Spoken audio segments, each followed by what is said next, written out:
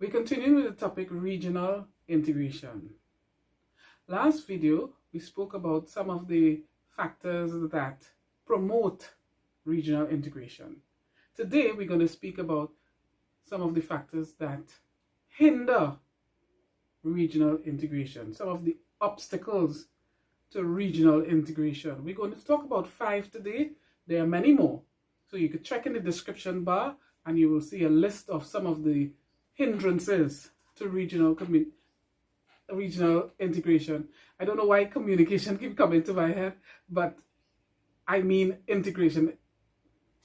So the 5 that we're going to speak about today would be 1, the absence of a common strategy for development. Regional demands, as number 2, regional demands versus loyalties to one's own country. 3, unequal distribution of resources. 4, absence of common currency, and 5, a lack of diversification in production. We'll explain these as we go along.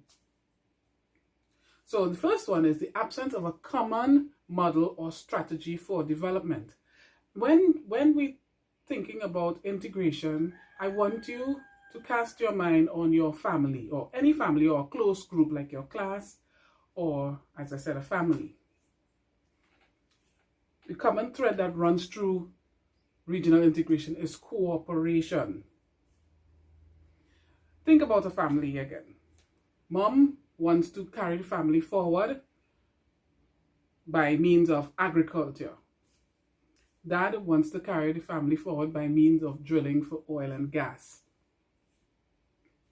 Those differing views doesn't produce integration, it doesn't produce harmony or cooperation. It's the same with the Caribbean region. There are some territories that are based in agriculture. That's where they get their main source of income. There are some other territories that are tourism based, and then there are others that are petroleum based, meaning that they get most of their income from those types of activities. Because they have differing views where moving forward is concerned, it doesn't promote integration.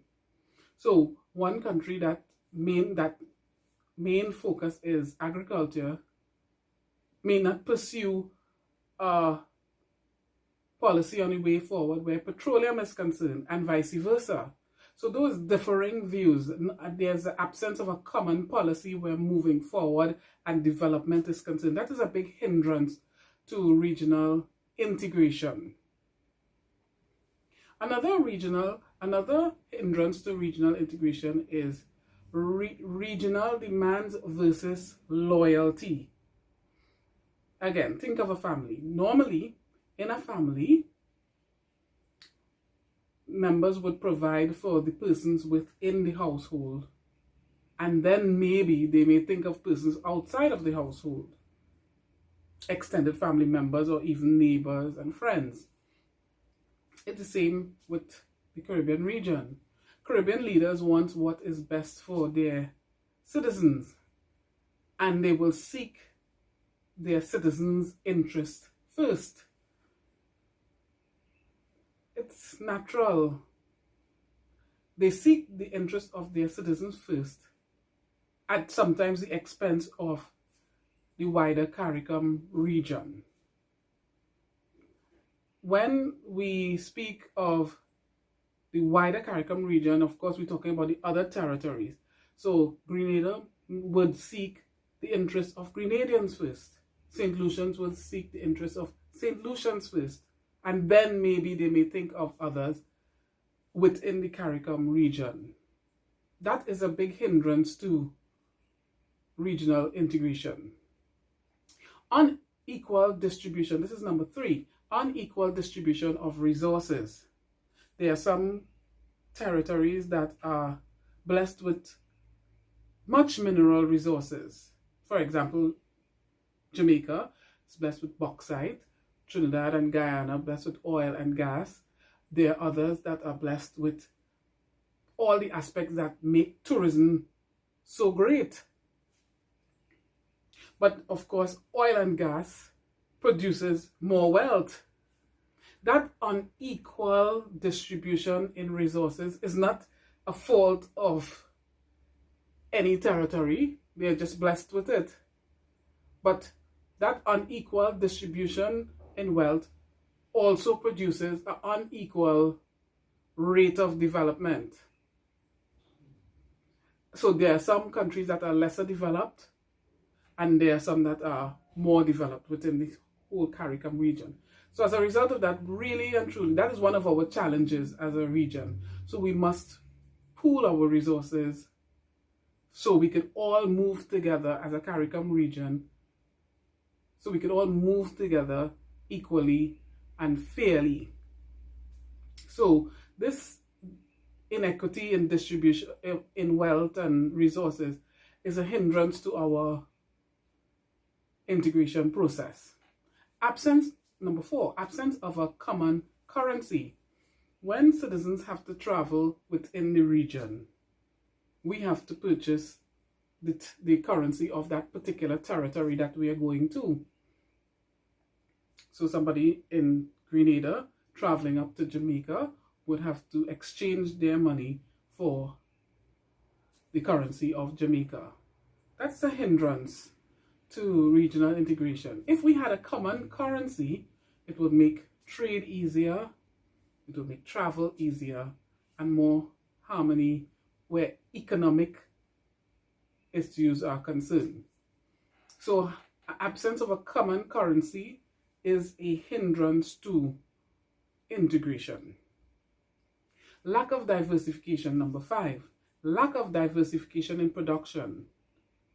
Most Caribbean countries produce similar goods and services. For example, agriculture. A lot of us are agricultural based. So who would we trade to? So this lack of diversification in production is a hindrance to trade. If you have pepper sauce to sell and your neighbor has pepper sauce to sell as well, what sense would there be in trading pepper sauce? You see? So if you have pepper sauce and somebody else has ackee, you could do some trading there, because I would want some ackee and I would want some pepper sauce. But if we all produce nearly the same types of things, it is a hindrance to trade, and of course, by extension, a hindrance to regional integration. So, as I said, those are just 5. There are many more hindrances to regional integration. Again, in the description bar, you would find the rest. So just to recap, the 5 that we spoke about today are the absence of a common strategy or model for development. 2, regional demands versus loyalties to one's own citizens. 3, unequal distribution of resources. 4, absence of a common currency. And 5, lack of diversification in production. So that's it for today's class. I would see you all in the next video. Bye. Remember to like and subscribe and even share with your other classmates. So take good care, and I will see you in the next video.